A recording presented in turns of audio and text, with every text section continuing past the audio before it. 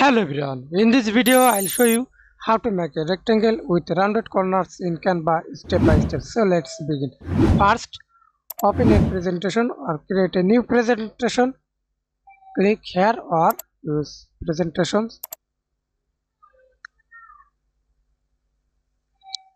Use tools, shape, rounded shape, and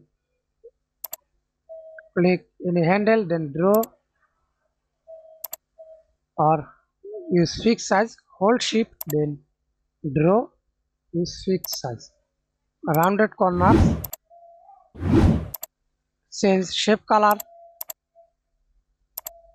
and use stroke, increase or decrease stroke size, change stroke color. Okay,